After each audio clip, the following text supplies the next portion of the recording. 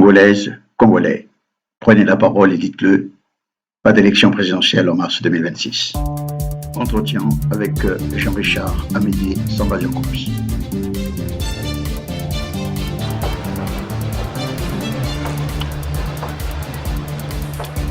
Comme toujours, hein. Voilà, je te retrouve et voilà, on va passer un petit moment ensemble à faire le tour de l'actualité politique du Congo, notamment sur le sujet du jour, l'élection présidentielle de mars 2026. D'accord, voilà. Merci. Allez, on va s'installer, merci beaucoup. Chers téléspectateurs de la chaîne Lumière du Congo, nous sommes aujourd'hui jeudi 7 août 2025. Je reçois ce midi M. Jean-Richard Amédée Samba-Diakoumbi, acteur politique, communicant, initiateur du concept Devoir de mémoire. Eh bien, l'actualité étant, l'actualité du Congo étant, le sujet d'aujourd'hui, le sujet que nous allons aborder, que nous allons traiter avec M. Jean-Richard Amédée Samba-Diakoumbi, c'est l'élection présidentielle de mars 2026. C'est un sujet d'actualité qui est brûlant actuellement, qui suscite beaucoup de remous, tant à l'intérieur du pays qu'à l'extérieur, c'est-à-dire qu'au niveau de l'Hexagone. Avant donc de nous lancer dans le jeu de questions et réponses sur ce sujet, je vais quand même lui passer la parole pour repréciser, si possible, ou alors pour ajouter quelque chose sur sa présentation. Monsieur Jean-Richard Amédée Samba-Diakoumbi, si vous voulez donc nous préciser exactement ce que c'est que le concept de devoir de mémoire, eh bien vous avez la parole avant d'aborder le sujet qui est à l'ordre du jour de ce midi. Chers amis, chers collègues et chers aînés, parce qu'il faut savoir remettre à tout seigneur tout honneur. Ma personnalité et tous ceux qui m'accompagnent, tant parmi les vivants que parmi les morts, voudraient te remercier. Et la chaîne Lumière du Congo, de cette opportunité que tu nous donnes. Je m'appelle Jean-Richard Amédée Samba-Diakoumbi, mais je préfère souvent ajouter deuxième du nom. Vous me recevez d'abord, je suis donc un acteur politique. Ça, c'est un domaine qui est très large à ouvrir. Mais au-delà de cela, je suis un opérateur économique. Et je pense plutôt impacter dans la politique, non pas sur les réels, mais le réel. Et politiquement, j'ai mis en place un concept qui s'appelle le concept du devoir de mémoire. Le sang des martyrs et des héros de la République réclame vérité, justice et réparation pour une nation réconciliée. Mais comme dans la langue de Molière, ça fait beaucoup. Pour le circonscrire dans le Kikongo, on dit ceci. Nchimu Naluba Kabukuluko Ka Mo Mena Me Somankutu Maïkana Naïka. Je le précise. Nchimu Naluba Kabukuluko Ka Momena Mayela Mena Mesomon Kutu. Qu'est-ce que ça voudrait dire cela? Qu'est-ce que ça veut dire pour les gens qui ne comprennent pas non. Congo. Et puis je voudrais quand même attirer votre attention. Nous sommes donc à une émission. Alors je vous ai posé la question, mais vous ne répondez pas directement à ma question. Vous prendrez le soin d'être concis, parce que nous avons un sujet à traiter, c'est l'élection présidentielle de mars 2026. Nous n'allons pas tout détailler au jour d'aujourd'hui. C'est pour ça que je vous demande de répondre à la question directement, à la question que je vous ai posée. Non, cher ami, je réprécise. Enfin, pas question, mais je vous ai donné une parole pour que vous ajoutiez quelque chose j'ai sur la reprécisé présentation mon nom. faite de votre nom. Cher Bernardin Dilou, j'ai reprécisé, j'ai défini mon nom, je me suis donné les attributs avec lesquels je suis rentré dans le combat. Et maintenant, c'est avec ces éléments-là que nous allons prendre le sujet qu'on appelle élection présidentielle de mars 2026. 26. Très bien. Alors, donc, je vous remercie donc de revenir sur le sujet. Donc, le sujet de ce midi, j'allais dire, j'étais en train de dire, c'était l'élection présidentielle de mars 2026. Alors, monsieur Jean-Richard, monsieur Samba Diankoumbi, l'élection présidentielle 2026 s'annonce dans un climat de verrouillage institutionnel et d'asphyxie politique. En apparence, les institutions sont en place. Une commission électorale, un calendrier électoral, des règles, mais en réalité, l'élection se prépare dans l'opacité, sans garantie d'inclusivité, de transparence ou d'équilibre. Les principaux partis de l'opposition sont affaiblis ou interdits. Certains leaders sont en exil ou en prison et les médias d'État diffusent un discours unique. Dans ce contexte-là, la compétition électorale devient une formalité de reconduction du pouvoir en place. Le sentiment d'impuissance et de désillusion gagne la population. Monsieur Samba Diankoumbi, comment percevez-vous le climat politique actuel à l'approche de l'élection présidentielle de mars 2026? Cher administrateur, chers confrères, j'aimerais qu'on se dise d'abord une chose. Nous n'allons pas vite en besogne. Car en fait, nous parlons d'élection présidentielle. Il faut d'abord revenir à définir quel est le système de gouvernance qui prime au Congo. Est-ce la démocratie?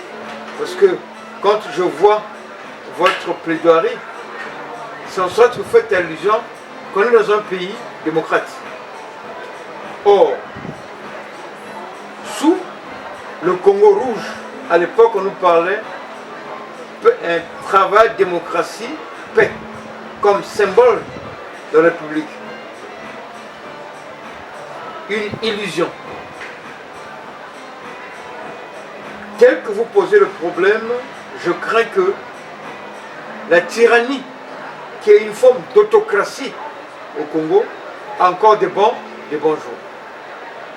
Au jour d'aujourd'hui, la question n'est pas de savoir doit-on aller aux élections ou pas. La question est de faire le bilan de cette décade de l'existence de notre République. Le bilan est-il encourageant? Car en fait, dans un pays dit démocrate, tout le plateau que vous décrivez n'a pas son sens d'être. C'est pour ça que nous, au jour d'aujourd'hui, au niveau de la résistance, nous disons que le bilan, il est là, les chiffres parlent de lui-même ou d'eux-mêmes. Maintenant, est-ce qu'on doit aller à l'élection avec un tel tableau ou pas? S'il faut y aller, l'inclusivité, le chiffre, la liste électorale, les paramètres qui concourent à une élection libre et indépendante, sont-ils réunis? Nous dirons non. Et pendant que le tyran se fractionne pour vendre du vent, embrasser le vent et le mensonge, le ridicule, l'opposition suit le système. La question est de savoir, est-ce que dans une autocratie, on peut parler d'opposition? Si oui, allons-y. Sinon, le ridicule en 2000, quant à ce que le tyran soit revenu aux affaires en 97, alors qu'il a une lecture de la gouvernance du Congo sous Pascal Lissouba et qu'il est reconduit en 2002. Une une autre loi constitutionnelle, la constitutionnelle de 2002. 2 mandats après, il a changé les règles du jeu. Avec mort. On nous parlait à l'époque qu'il fallait faire évoluer les institutions. Pour quels résultats? Donc, pour nous, le système autocratique, pour parler politiquement correct, mais cette tyrannie que nous vivons au jour d'aujourd'hui ne permet pas au peuple souverain de s'exprimer. Tout est biaisé depuis le débat.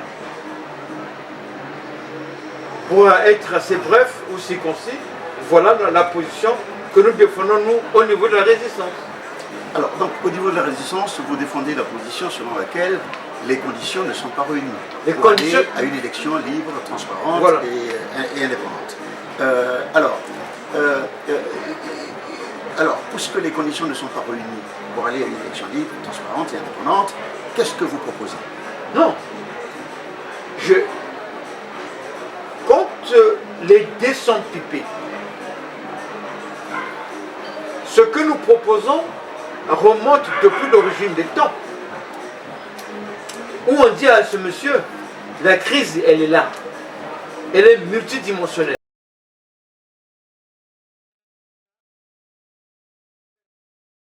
Qu'est-ce qu'il faut faire quand il y a crise? Pour les gens patriotes qui aiment leur pays, il faut qu'on s'asseye. Ce que les gens appelleraient le Mbongi, qui malheureusement a été détruit dans la partie sud du pays.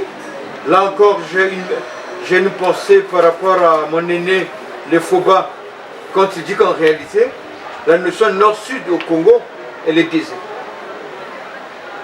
Qu'à cela ne tienne. Mais au jour d'aujourd'hui, rien.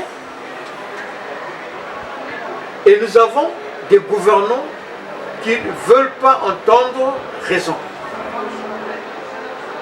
La question, s'ils étaient patriotes, à l'instar de Jacques Opango, à l'instar de Fulbert Loulou, à l'instar de Gabriel Obongi, à l'instar de Dada, pas la Dada fils, plutôt à Dada père. Voilà des personnalités qui sont engagées aux politiques pour un idéal, non pas pour des intérêts égoïstes. Donc, réellement, les résultats de la gouvernance doivent pousser à ce que l'on s'asseye. Au-delà du bruit qu'il y a eu à la conférence nationale, mais il faut forcément une seconde forme de conférence nationale qui doit privilégier l'intérêt supérieur de la nation. La question qui se pose dans ce cas-là, est-ce que le tyran, qu'on appellerait nous le Néron, est-il à même d'accepter cela? Parce qu'il est pris au piège. Les signaux avant-coureurs extérieurs disent que le gars ne veut pas accepter. Même s'il accepte son système qu'il a hérité de ses aînés, va le bousiller. Mais la réalité économique, la crise économique, elle est là, sociale, elle est là, politique, elle est là. Donc s'il n'arrive pas à se débarrasser de ça, ce sont ses propres frères qui, pour ne pas perdre le beefsteak, vont nous faire la peau. Mais ça c'est, donc pour l'instant, qu'ils prennent le courage, que les faucons savent créer le pont entre les acteurs politiques, qu'on négocie par rapport aux intérêts ou à l'intérêt général de la République. Parce que ou non, nous allons droit. Là, nous sommes déjà droit dans le mur. Et l'hécatombe, il y aura plus de délire que de joie à consommer. Alors, monsieur Samba Diankoumbi, j'entends bien ce que vous dites. J'entends bien ce que vous dites depuis Paris, depuis les salons feutrés de Paris. Mais que disent les opposants, les partis politiques de l'opposition au Congo-Brazzaville, ceux qui sont à l'intérieur du pays? Je viens. Que disent-ils? J'ai comme l'impression que, en observant effectivement ce qui se passe là, au niveau de l'intérieur comme au niveau de l'extérieur, notamment en prenant juste le cliché de ce qui se passe ici à Paris, au niveau de la diaspora, la guerre entre les frères, les amis, les parents de la diaspora, au sujet de cette élection présidentielle, ça n'honore pas quand même le pays. Non. Et ça n'honore pas le pays. Mais la question que le citoyen lambda se pose ici, c'est celle de savoir, mais le Néron, celui que vous appelez le dictateur, Le Néron, le tyran. Monsieur Denis Sassou Nguesso, cela fait déjà quasiment des décennies qu'il vous fait tourner en rang. Mais l'opposition à l'intérieur du pays. Parce que là, vous dites bien que monsieur certainement ne va pas accepter le dialogue ou une négociation. Alors, monsieur Samba Diakhoumbi, pour revenir à ce que nous étions en train de dire, nous ne sommes pas en démocratie, comme vous le dites. Donc, le Néron n'acceptera certainement pas le dialogue que vous voulez, que vous projetez de lui proposer. Non. Alors, que vous projetez de lui proposer. Or, ces dialogues, il y en a eu au pays. Il y a eu un dialogue à Sibiti, il y a eu un dialogue à Evo, il y en a eu d'autres. Mais le dictateur, puisque nous sommes en dictature, nous sommes en tyrannie. Oui, on est monté d'un cran et nous sommes en tyrannie. Et donc, tout dialogue devient quasiment impossible avec ce pouvoir-là. Alors maintenant, vous, en tant qu'acteur politique, comment pensez-vous contourner cette situation pour pousser ce dictateur à se plier à votre élan, à votre poussée politique? C'est facile. Comment? C'est facile. Chez nous, on dit ce qui se conçoit bien, s'énonce bien et se comprend bien. Ce n'est pas la précipitation qui joue les jeux. Ce n'est pas la précipitation qui joue le jeu. Permettez-moi, je vais être assez clair avec vous.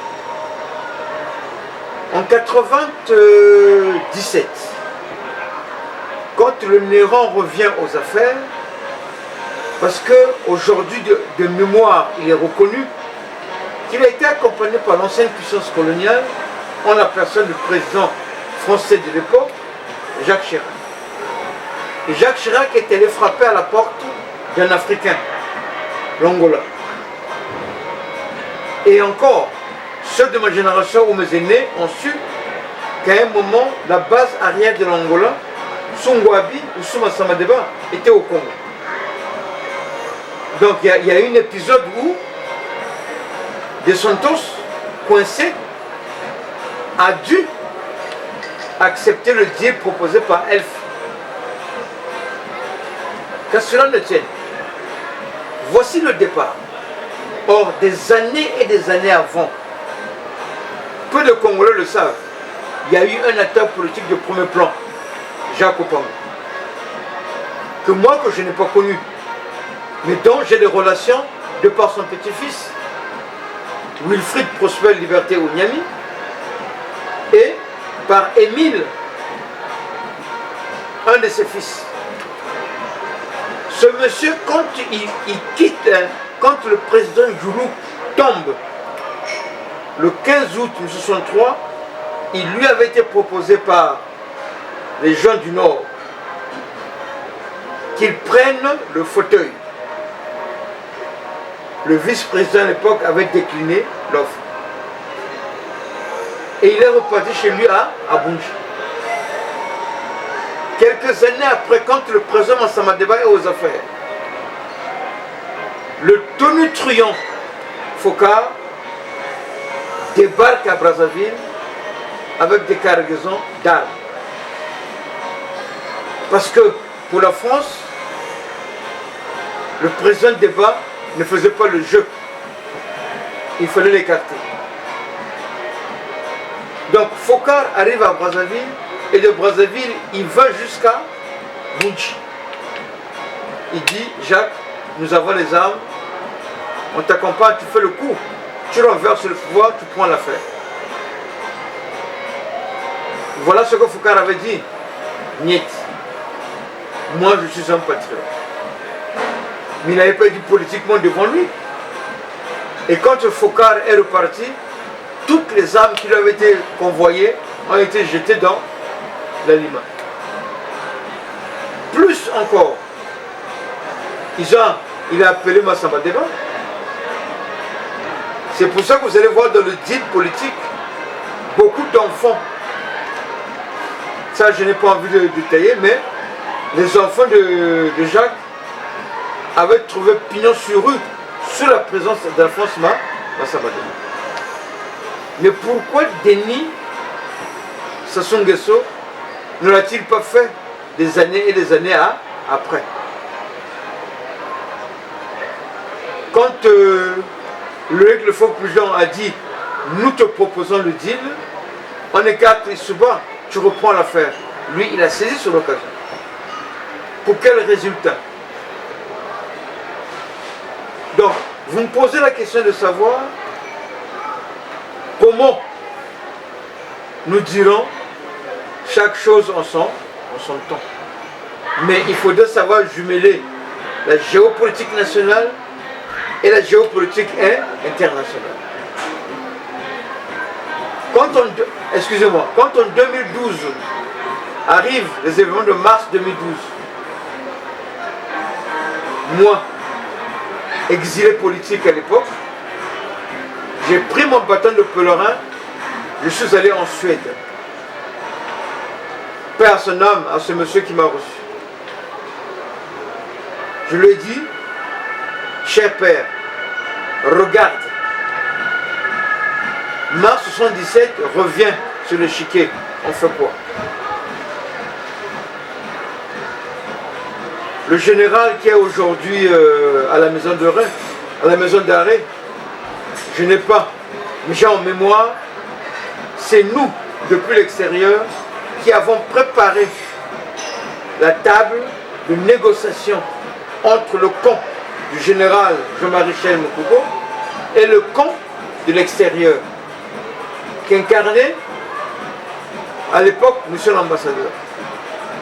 Nous avions été pris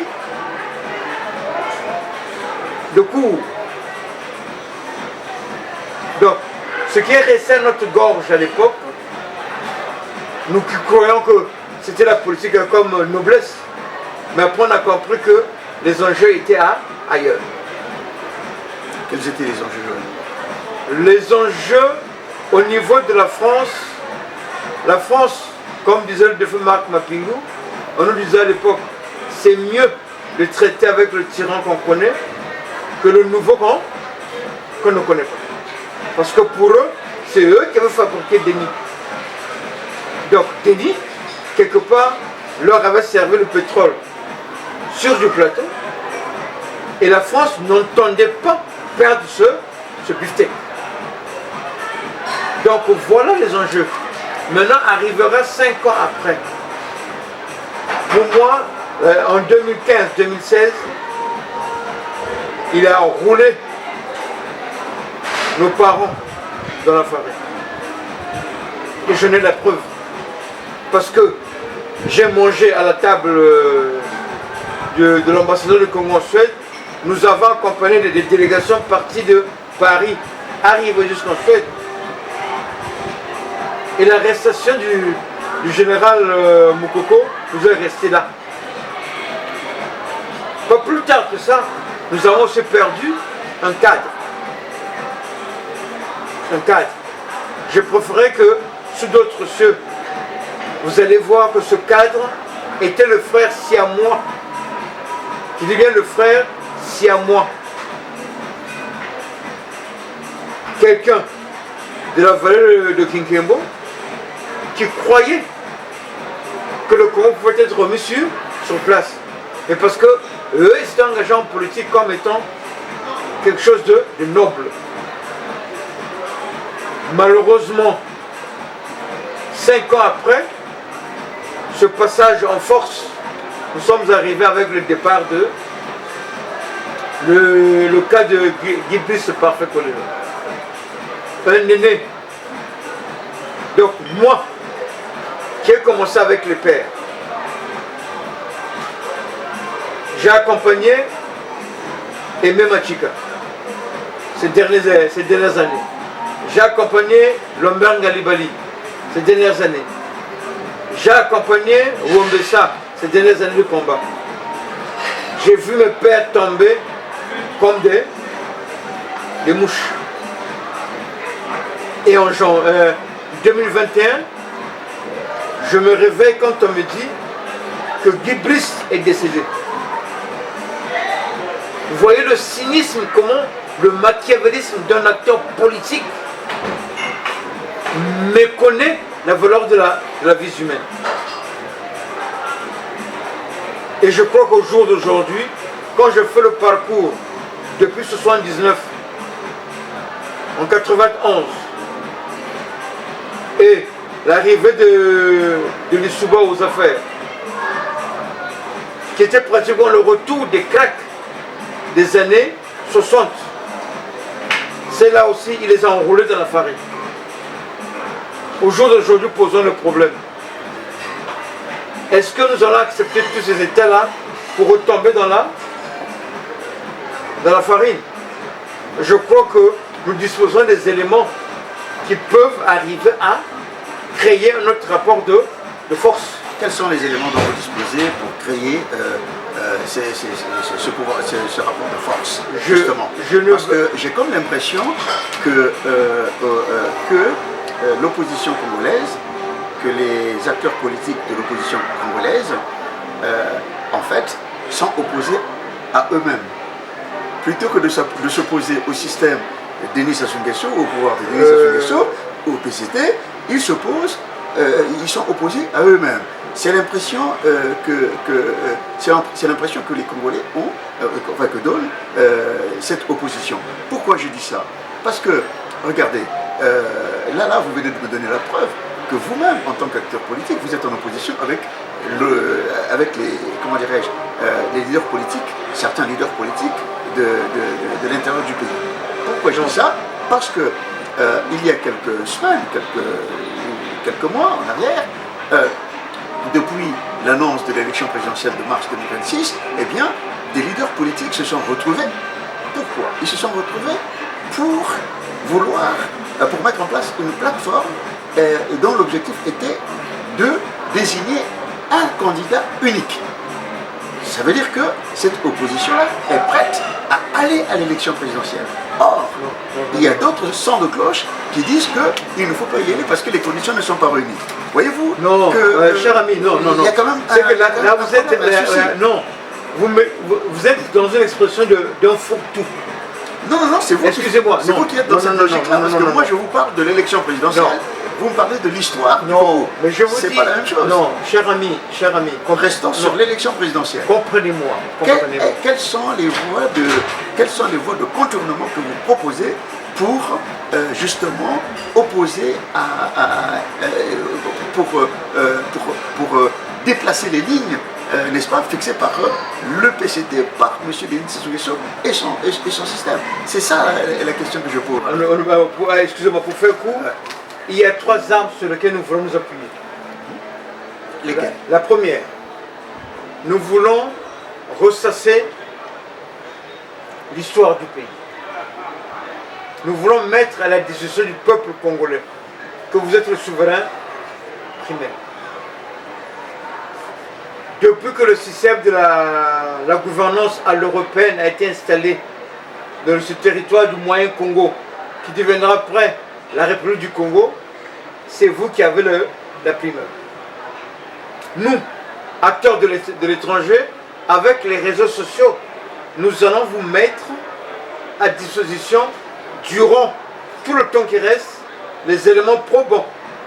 La preuve est que nous avons mis le documentaire sur ma Boitambongo. C'est un documentaire, c'est un élément qui trouve sa genèse au Congo, qui nous a été envoyé et nous l'avons habillé. Ça c'est le premier, donc la connaissance de l'histoire du pays. Deuxième facteur, les éléments, les paramètres de définition d'une élection sont biaisés. Et quand on vient le dire, le gars va chercher, le système va chercher à forcer le chemin. Monsieur Dilou, combien de temps êtes-vous en France? Avez-vous, en tant que citoyen congolais, avez-vous déjà la primeur de faire manifester votre droit de vote? Déjà, la liste électorale, elle est biaisée. Tant sur le plan de vue interne que sur le point de vue externe. Donc c'est à nous de ne pas dire non que... non, c'est de dire non que tant que le droit des Congolais de l'étranger a le droit de voter, parce qu'ils participent à la vie de la nation, ces résultats n'ont pas les reconnaître. Et tout dernier, il y a un dernier élément, l'élément qui fait de telle sorte qu'il y a la biométrie. Donc, nous allons refuter qu'on nous présente souvent comme étant des malpropres, comme étant la cinquième roue de la charrette du Congo. Rappellerez-vous, il y a une dizaine d'années, une quinzaine d'années, quand nous débattions, on nous disait quoi? Vous êtes à l'étranger, vous ne valez absolument rien. Mais au jour d'aujourd'hui, tous se rendent compte que la voix du trône de l'étranger porte. Et tout ça, c'est pour enlever la peur. Le syndrome qui se trouve chez le peuple congolais, qu'ils ont peur des armes. Donc c'est un travail de conscientisation, un travail de pédagogie politique qui est en train d'être fait. Vous êtes sûr que ce travail est en train d'être fait? J'ai des éléments, pas plus tard que vous et moi, ça fait combien de temps en tant que citoyens, nous n'avons pas communiqué. Mais nous avons compris qu'il y a du job. Et avec les réseaux sociaux, nous allons inonder. Parce que nous avons le savoir, nous avons les connaissances, nous allons inonder cela sur les réseaux sociaux.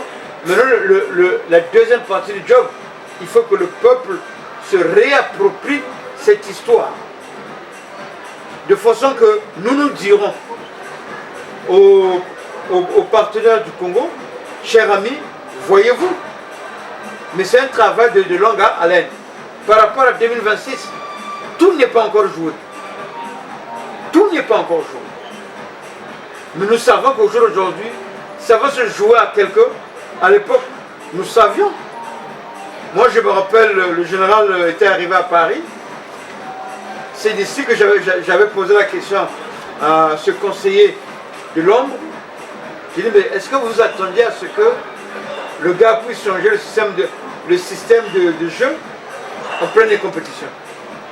Non, nous nous y attendons pas. Donc, c'est-à-dire, nous avons de quoi faire pousser à ce qu'il y ait recul de la tyrannie pour chercher au moins. Et ce recul ne peut avoir lieu que si le peuple se réapproprie. Et il ne faut pas que le peuple puisse attendre les instructions du politique. C'est au peuple de donner les instructions aux politiques. Et ces instructions ne se donnent pas sur le cahier, ça se donne sur le terrain. Et nous avons le game qui se passe au niveau des réseaux sociaux.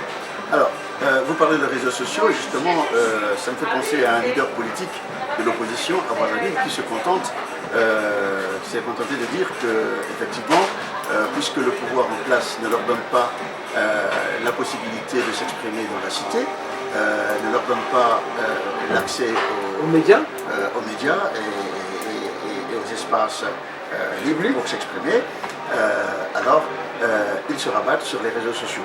Et en tout cas, il était satisfait de dire que grâce aux réseaux sociaux, ils arrivent à diffuser leur message. Le problème, c'est que, parlant des réseaux sociaux, nous, qui sommes ici au niveau de la France, qui sommes à l'extérieur, nous avons facilement accès à Internet. nous avons facilement accès aux réseaux sociaux. Cependant, les Congolais, les populations qui sont à l'intérieur du pays, eux n'ont pas facilement accès aux réseaux sociaux. Cher ami. Cela m'amène à dire que leur message, le message de l'opposition congolaise, qui via les réseaux sociaux, n'ont pas une audience large. C'est une audience, à mon avis, limitée. Qu'est-ce que vous en pensez? Non. Vous savez, ne cherchons pas à se freiner. Apportons ce qui a apporté, et c'est sur le terrain que va se jouer le jeu. Oui, mais le peuple, je prends mon cas. C'est comme le PCT, il a son calendrier. Sassou Nguesso a le calendrier, il impose son calendrier. Le peuple, lui, a des aspirations. Bon. Il a des, comment dirais-je, il a des attentes. Si on vous dit qu'au jour d'aujourd'hui, le système PCT est en train de tout faire pour éclore ou détruire l'œuf d'or, qu'est-ce que nous devons faire? C'est de bonne guerre. C'est de bonne guerre. Voilà. C'est pour ça que moi, nous, sincèrement, à la résistance, nous avons un programme. Sincèrement, je vais prendre un cas. Je me suis retrouvé dans un plateau de télé, une émission, le Grand Virage, où j'ai vu deux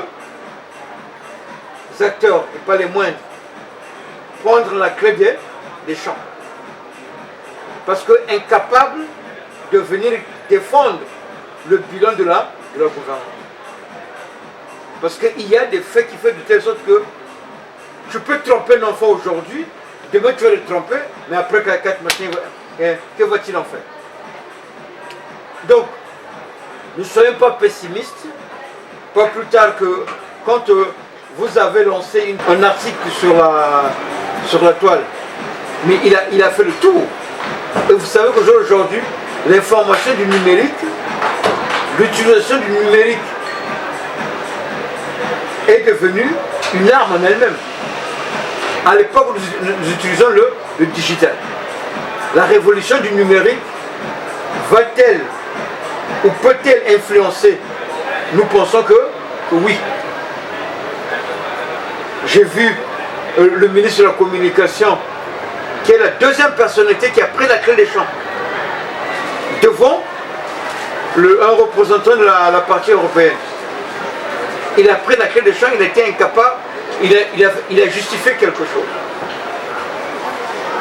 Monsieur, il était incapable, pour nous, il était incapable de justifier les 42 ans. Dans un pays de bonne démocratie, dans un pays encore de bonne gouvernance,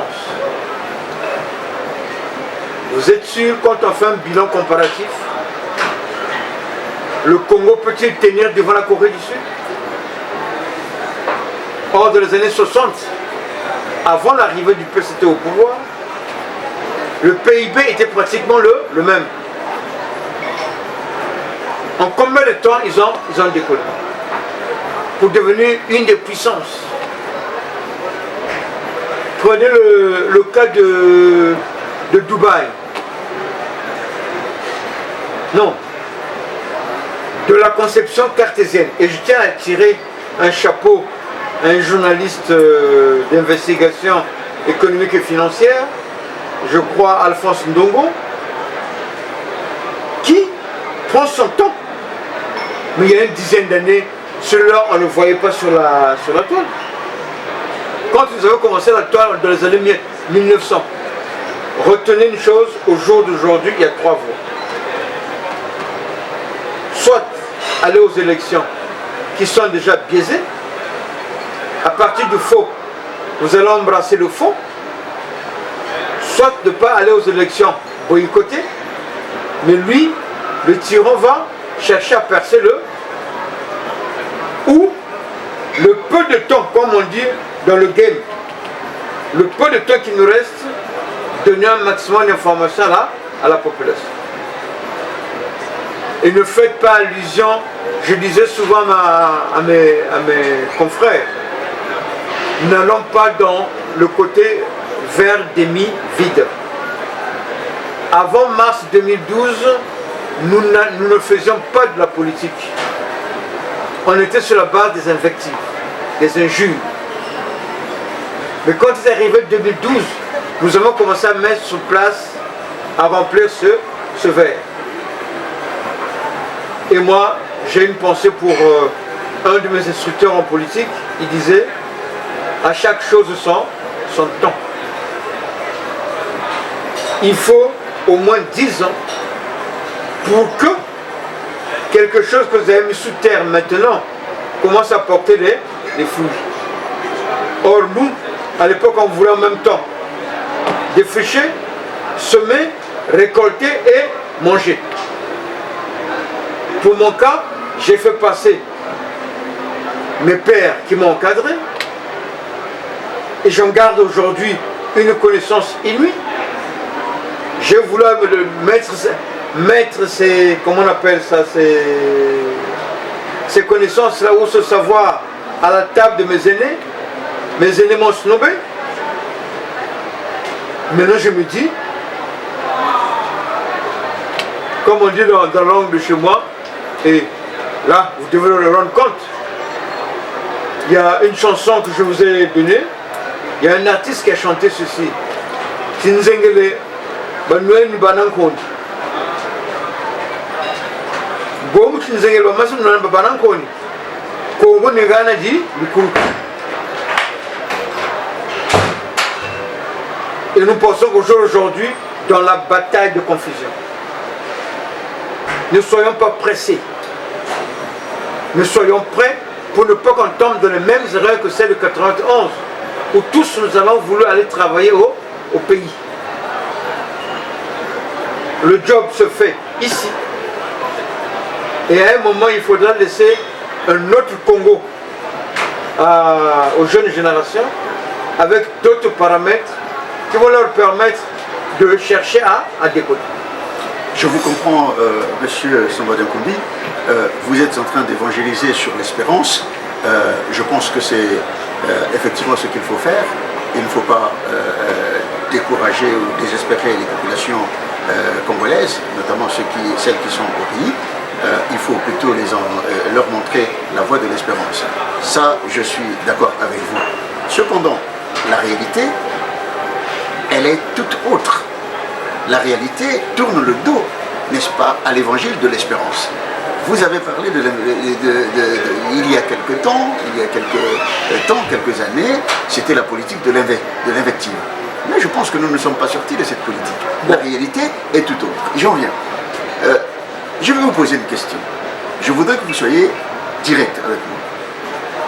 L'élection présidentielle aura lieu parce que l'expérience a montré que l'opposition congolaise, en tout cas, n'a pas, moi j'ai l'impression qu'elle n'a pas mûri, qu'elle n'a pas tiré les leçons du passé.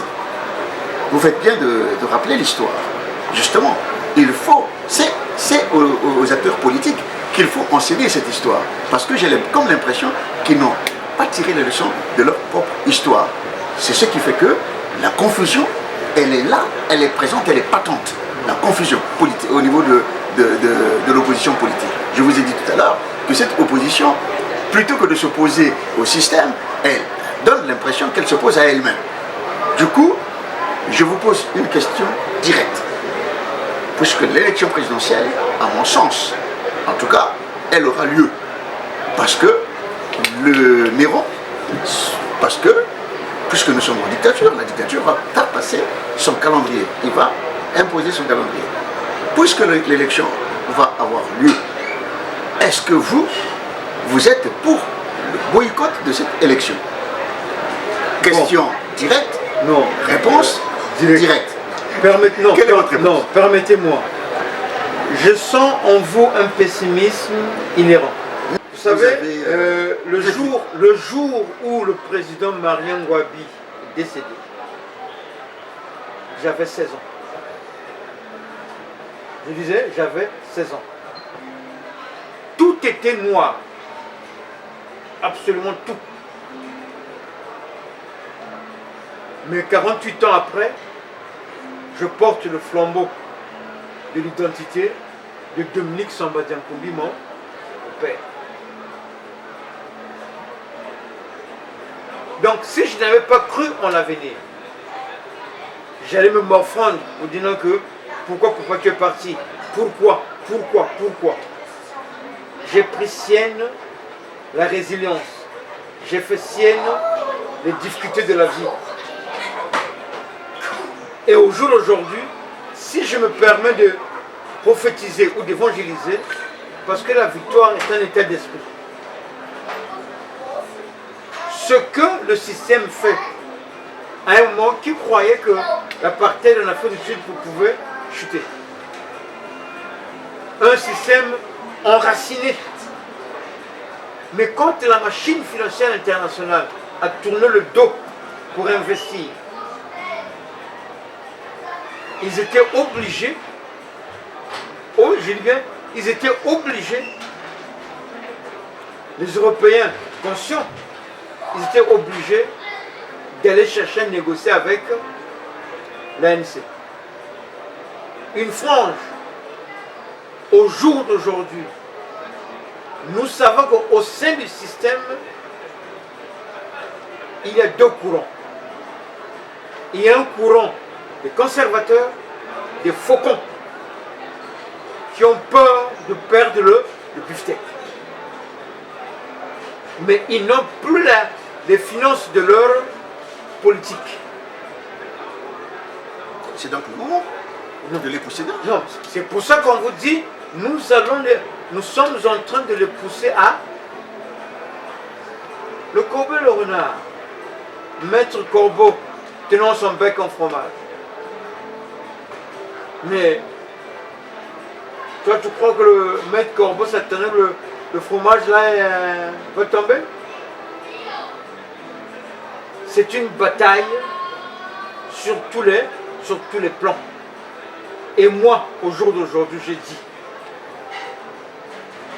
je ne voulais pas faire de la politique politicienne, parce que... Mais, vous faites bien de faire allusion à cette fable du corbeau et le renard. Et je vous dis... En effet, c'est ce qui se passe. Actuellement, c'est ça qu'on assiste. Et c'est ce que je vous dis aujourd'hui. Nous sommes Il y a trop de fiers, renards. non, nous sommes fiers d'apporter le savoir et la connaissance auprès du peuple. Et le caractère réceptif par ce même peuple qui ne veut pas de la bataille. D'autre part, il y a des faucons à l'intérieur qui disent non que nous voulons bien changer. Mais c'est une bataille. Et chez nous on dit l'espoir, dans un pays où j'ai étudié, l'espoir meurt en dernier. Et vous me posez la question de savoir par rapport à l'élection. Nous nous battons jusqu'à l'instant T. Nous nous battons afin que les élections ne puissent pas avoir lieu, qu'on fasse primer l'intérêt général. Mais la volonté de tricher, la volonté de passer outre, elle est là.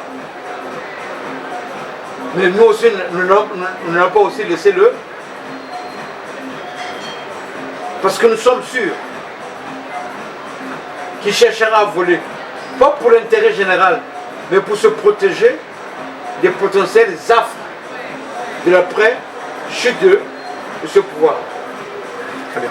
Alors, c'est pour vous titiller, hein, je ne suis pas un membre du PCT, je ne suis pas, comment dirais-je, un membre de la famille de M. Denis Sassou Nguesso, parce qu'aujourd'hui le pouvoir, c'est même pas, je dirais même que même le PCT, on indexe le PCT, mais c'est un pouvoir clanique. Voilà, c'est un pouvoir clanique, et je ne suis pas membre de ce clan. Mais par contre, parce que, comment dirais-je, je suis quand même, je me sens partie prenante comment dirais-je, de la souffrance du peuple congolais. Et c'est ce qui fait que je peux être titilleur, je peux être, comment dirais, provocateur, pas provocateur, mais je suis agressif, je peux être agressif. C'est votre rôle le voilà, plus absolu. Justement, parce que je vois ce peuple qui souffre depuis déjà presque 4 décennies, parce qu'on dit que Sassou Nguesso est là déjà depuis 42 ans. Alors, je pense que on peut philosopher, mais pas tout le temps. et pas Mais in non, vitam mais- aeternam. non, mais- Je vous pose une question. D'accord. Que vous inspire le printemps arabe que nous avons connu il y a quelques années en arrière? Qu'est-ce que cela vous inspire en miroir avec la réalité congolaise? En Tunisie, la souffrance. Essayons d'être Oui. d'être concis. Voilà. Pardon, en Tunisie, l'expérience de la souffrance du peuple avait conduit un jeune citoyen de s'immoler. D'où a été le déclencheur. Il a Laisse- fallu Un élément. qu'un individu Voilà. s'immole Mais c'est pour que le ça déclenchement déclenche. jusqu'au Donc, sommet. il n'y a pas eu de discussion entre acteurs politiques et tout. Non, mais c'est pour ça. Vous comprenez? Non. Monsieur Alors qu'au Congo, vous avez dit pas d'électricité, pas d'eau, pas de démocratie, les opposants ne peuvent pas s'exprimer, on ne peut pas se soigner normalement, l'école elle est à volo, elle est complètement déstructurée, on n'en parle même pas déstructurée, déconstruite et détruite l'école. Et les crimes, c'est tous les jours. Donc le système tue, le pouvoir tue,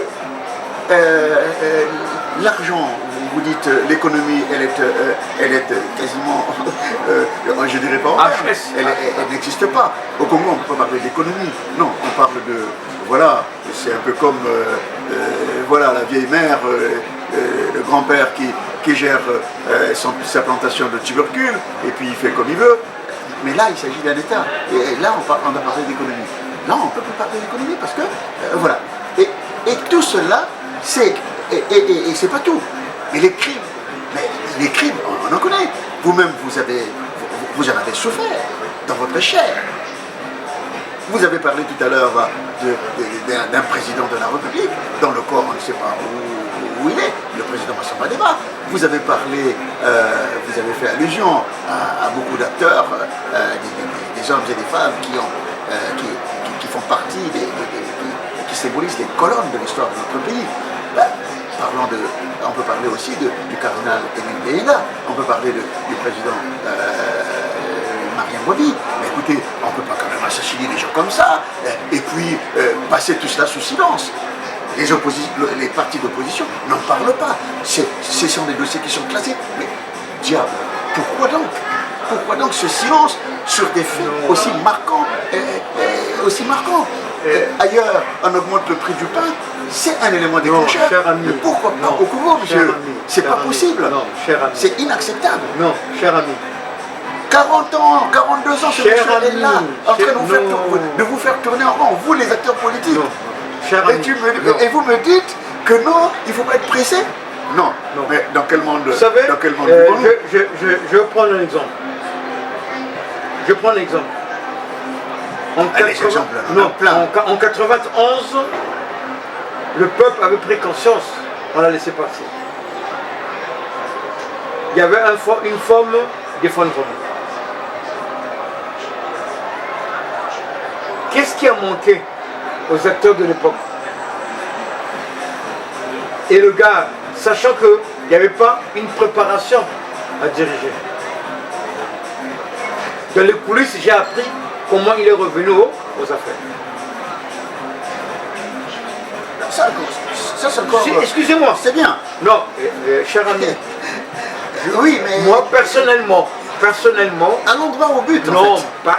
À l'endroit au but, parce je vous le que... dis. Voilà, nous sommes... C'est une émission. Hein. Oui. C'est une émission, donc c'est pas vraiment... non. Donc le temps est... D'accord. Nous allons...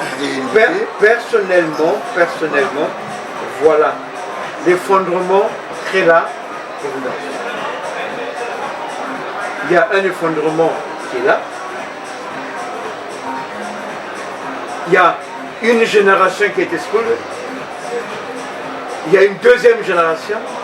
Et maintenant, il y a la troisième génération qui est là. Cette troisième génération, nous sommes conscients et des infirmités qu'avaient nos aînés et nos pères.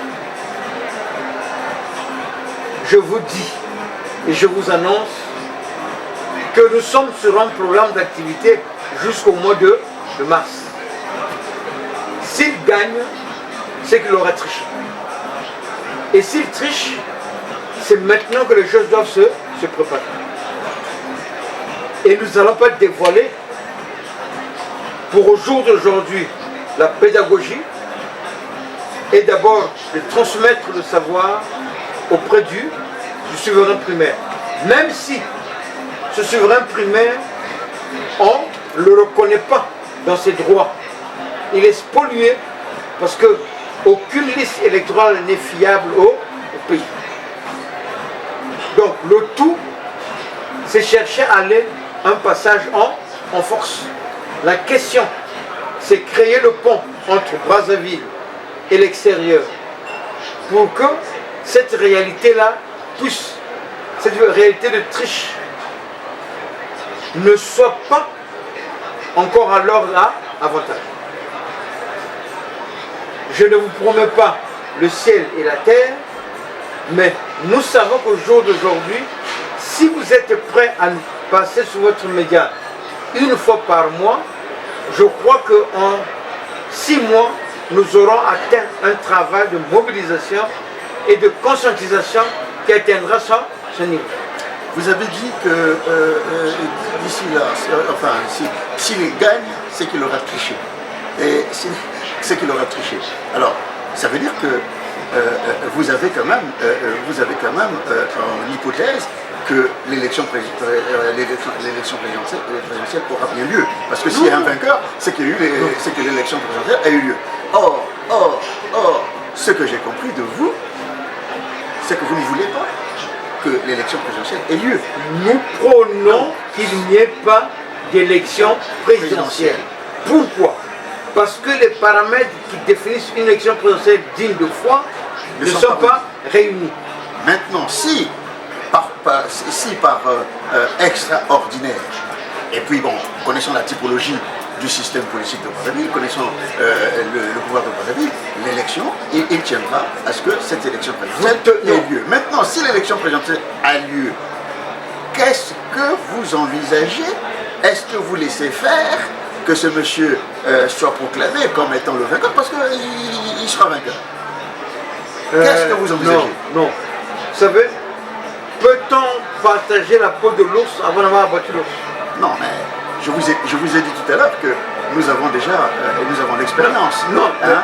Il y a eu là, dernièrement, en 2000... Attendez, l'élection présidentielle qui s'est passée dernièrement, nous avons Brice Parfait Kolela, qui finalement qui a été, je dirais, assassiné, exécuté, voilà, et là, voilà, les choses se sont passées tranquillement, sous silence, l'opposition n'en parle pas, mais parce que le criminel est là, continue à courir, et continue à courir. Nous avons Moukoko qui est en prison, Okombi en prison, bon, voilà, et ça, le peuple congolais, pas seulement le peuple congolais, moi je dirais même que l'opposition, les leaders de l'opposition, en fait, font écran, empêchent le peuple de s'exprimer. Tu sais, parce qu'il y a tellement de compromission avec le pouvoir. Ça aussi, il ne faut pas l'exclure. Vous savez, cher ami, fut un temps quand je m'étais engagé, il m'avait été fait comprendre que j'étais du système. Le Congolais aime palabrer. Je vous ai dit, en politique, il y a 5 critères qui définissent un acteur politique concerné. Les objectifs à atteindre, les stratégies pour les atteindre, l'équipe de ressources humaines, l'autofinancement ou le financement, et après la notion de temps. Voici les 5 critères qui définissent un homme politique. Un acteur politique de pointe. Oui. Donc, au jour d'aujourd'hui, beaucoup de ces paramètres, de ces critères-là, nous sommes nombreux à les avoir de notre propre sein. Et nous vous disons seulement, prenons notre mal en patience. Vous et moi, nous avons commencé à travailler depuis un certain temps. La presse extérieure a son rôle à jouer. Déjà, ce que vous avez comme information. Quand vous le mettez sur la place publique, les gens vous diront que voulons-nous? Mais il y a une dizaine d'années, on nous snobait. Au jour d'aujourd'hui, on ne nous donne pas la parole. Au jour d'aujourd'hui, les gouvernants n'entendent pas débattre avec nous sur un plateau, un débat contradictoire. Il y a beaucoup de choses. La question, est-ce que le peuple va se soulever? La question, est-ce que le soulèvement populaire est imminent? La question, toute une série de questions à mon avis. Voilà, vous parlez du soulèvement, de la même manière, nous avons parlé de l'élection, les conditions ne sont pas réunies. Par contre, est-ce que, quand je vous ai parlé du printemps arabe, c'était une façon dissimulée de vous poser la question de savoir, est-ce que, au Congo-Brazzaville, les conditions ne sont-elles pas réunies pour un soulèvement populaire? Voilà. Mais, attends, vous voulez... Répondez à la question. Non. En tant qu'acteur politique. Moi, je n'ai pas vécu la guerre de 98. Est-ce que les conditions sont réunies là pour un soulèvement populaire? Les conditions sont réunies. Les éléments que vous avez dégrainés. Non, les conditions sont réunies, mais quelque part, il y a la léthargie au niveau du peuple. Moi, je dirais qu'il y a la léthargie au niveau des acteurs, des leaders politiques. Non. Parce que le peuple a besoin d'un leader, d'un leadership, de quelqu'un qui lève le doigt et qui montre la direction. C'est de cela qu'il s'agit. Vous êtes sûr qu'au Congo, cet homme existe? Au Congo? Ouais. C'est à vous, en tant qu'acteur politique, de me dire si parmi vous cet homme existe. Il y a une pétition. Ouais. Il y a une pétition qui est sortie, qui demande un débat inclusif. Un dialogue, vous voulez dire? Un dialogue, non, un débat inclusif pour mettre tout à plat. Mais vous savez d'où elle est venue? Cette pétition a été rédigée depuis l'extérieur. Ce qui était impossible dans les années passées, elle a été relayée sur la place nationale et ce sont d'abord les acteurs locaux qui ont signé. Et il semble faire le consensus auprès de plusieurs. Je n'ai pas envie de prendre un sujet au milieu, mais je vous dis que nous sommes en train de travailler de telle sorte que les erreurs, l'éparpillement de capacités, de compétences qu'on a connu en 2011, en 2015 et en 2021, que cet éparpillement ne puisse pas encore avoir lieu au jour d'aujourd'hui. Donnez-nous, et nous avons dit, nous les soixantenaires, les quinquagénaires, nous ne voulons pas être encore le dernier de la farce. Et c'est un travail d'ensemble. Pour qu'on arrive à débouter le système. Alors, puisque vous parlez, donc vous avez presque, j'étais un peu, comment dirais-je, vous avez indexé le peuple, vous avez comme, voilà, vous avez presque demandé au peuple. Non, il faut le dire, il faut que le peuple prenne conscience de se lever. Et moi je pose la question suivante, ouais. Puisque le peuple en question semble résigné, tout le monde le voit, comment, d'après vous, selon vous, comment raviver l'engagement populaire dans la vie politique de ce peuple-là, de la société civile? Deux exemples. Oui. Là, nous allons célébrer le 65e anniversaire de l'octroi de l'indépendance. et le 63e anniversaire des événements d'août 63. D'août 63. Il y a eu le 13, 14 et 15 août. Mais il y a un documentaire intitulé Révolutionnaire où un des accompagnateurs de cette révolution avait dit ceci. Voici ce que le peuple leur avait dit.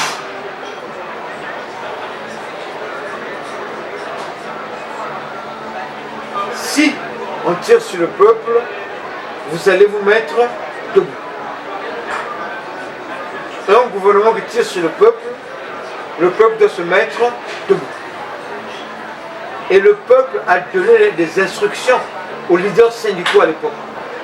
Pour vous dire donc que si vous reculez, nous, au niveau de l'élite, nous, l'intelligentsia, on fait notre job. On vous donne à vous, presse, les éléments constitutifs du chaos dans lequel se retrouve la République. Nous sommes obligés, nous sommes contraints d'être à l'étranger. Parce qu'ici, il faut tenir des contacts avec les partis extérieurs pour vous faire comprendre que c'est une tyrannie dans laquelle nous évoluons. Donc c'est pour dire que nous sommes en train de travailler. Mais il faut qu'on travaille en pleine collision avec le peuple. Et si le peuple dit que, parce que vous allez toutefois prendre les Ngiri là-bas, je vous ai dit, moi, Samba Dianko, les papas étaient 10 à être exécutés ce 7 février 1978. Quand j'ai mis en place le système du devoir le concept du devoir de mémoire, les gens m'ont fait comprendre que j'étais avide d'âme. Alors que je réclamais ce qui était de mon droit comme étant fils d'un martyr de la République. Et quand tu es arrivé à dire la vérité à un contradicteur, le contradicteur, au lieu de négocier sa sortie, veut t'intimider. Toi, tu fais quoi? Il faut dire que le peuple congolais a soif de liberté, a soif d'alternance, de démocratie, d'alternance, parce que 4 décennies, c'est long. 4 décennies, c'est long. Et ce qui est encore plus déstabilisant, c'est de s'entendre dire que M. Denis Sassou Nguesso veut encore se représenter en tant que candidat à l'élection présidentielle à venir, de mars 2026. Ça, c'est comme une insulte, une injure. Cher ami, au peuple congolais. Voilà. Comment est-ce que vous recevez ce message? Quelle lecture faites-vous de ce message?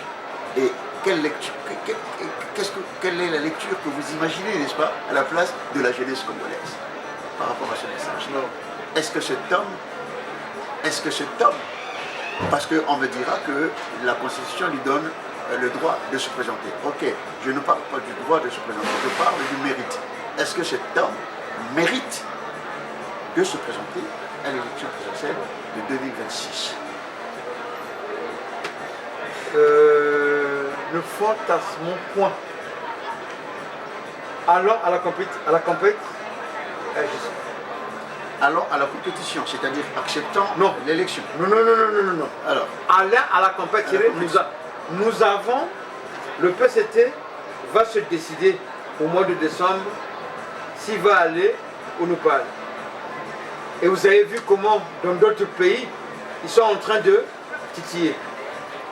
Nous aussi, nous avons 5 mois pour nous battre. Le souhait est que les images, les interviews que nous allons organiser puissent être vues le grand max du... Parce que le temps de la dénonciation est révolu. Maintenant, le décryptage demande de mettre en place un dispositif d'offensivité pour que le pouvoir puisse avoir peur. Mais ce n'est pas la bataille comme bataille. Mais nous voulons remettre les pendules sous un autre angle. Donc on ne va pas continuer à se lamenter. Moi personnellement avec les miens, nous avons refusé de nous lamenter. Maintenant que le peuple nous dise qu'est-ce qu'il attend de nous, mais nous savons que ce que nous demandons au peuple. Si on ne peut pas trouver une symbiose entre leurs souhaits et nos demandes à nous, la question est de travailler sur cette nécessité de symbiose des différents courants. Et je crois que nous avons tous les atouts pour y arriver. Vous avez raison. Entre-temps, vous avez parlé d'un ministre ou d'un acteur politique du pouvoir. Hein. Oui. Je pense que c'est le porte-parole du gouvernement qui a participé à une émission télévisée et qui a décliné l'offre qu'on lui a faite de débattre avec vous sur l'élection présidentielle, bien sûr, et sur la candidature d'un certain nombre de leaders politiques. Mais ce dernier, avant de filer, n'est-ce pas, avant de quitter le plateau, il a répondu à quelques questions qui lui ont été posées par rapport au bilan, à leur bilan. Ce dernier, comme ils savent le faire, hein, comme savent le faire toutes les dictatures, il a dressé un tableau, mais avec des croix en vert, comme pour dire qu'en économie, ils ont été parfaits. Tout ce qui concernait, par exemple, le domaine de la santé, ils ont été OK. L'éducation, c'est parfait, tout était au vert. Voyez-vous son job à lui. Voilà, c'est la propagande. Je vais vous dire, j'ai eu ce monsieur-là dans un salon en offre. C'est pas qu'il c'était par téléphone. On était là. Mais l'éthique de l'engagement me demande de me taire. Parce que je ne parlais pas de l'homme. Il fallait parler des idées. Or, des idées fausses, biaisées, que peuvent-elles apporter? Je crois que ce qui s'est passé sur le plateau, c'est ce que nous, on doit travailler depuis l'extérieur. Il ne faut pas que le peuple congolais croit que les gouvernants sont invincibles. Il faut que le peuple congolais se réapproprie son histoire.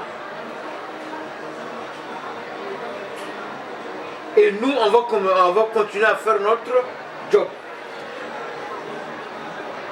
Si le peuple congolais ne se réapproprie pas son histoire, tout ce que nous allons faire, c'est vain, c'est nul et non avenu.